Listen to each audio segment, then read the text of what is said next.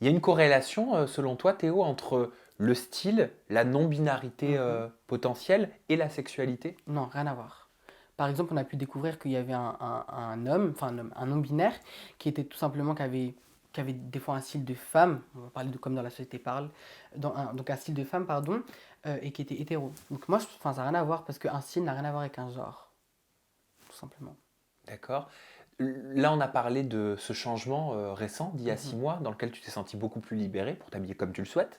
Mais tu m'as parlé d'un autre changement, c'était il y a 3 4 ans. C'est ça. Bah en fait, il y a 3 4 ans, j'étais un garçon, bah, un garçon comme un autre. Enfin, j'étais là avec mes joggings, enfin, un truc de base, quoi. Et tout simplement, j'ai commencé par mettre de l'anti-cerne, acheter une palette, 10 palettes, 30 palettes, et puis maintenant, bah, je suis là maquillée comme ça.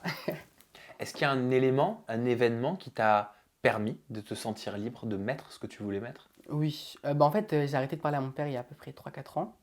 Ce qui veut dire, bah, vu que j'avais un peu peur, enfin, j'avais peur de lui, on va pas se mentir. Ce qui veut dire, bah, ça m'a libéré. Je suis désolée.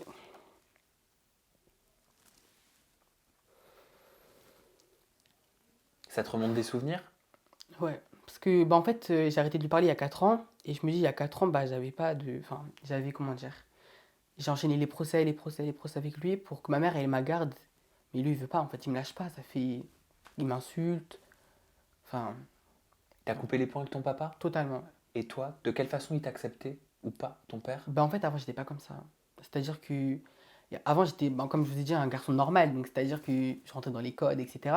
Et puis, dès que j'ai arrêté de lui parler, 3 mois après, avril, mai, juin, juillet, août, septembre, novembre, en 5 mois après, tout simplement, j'ai commencé à m'assumer. Et puis, vu qu'il habite à Beauvais, moi, j'habite sur Paris, il y avait la distance qui fait que voilà.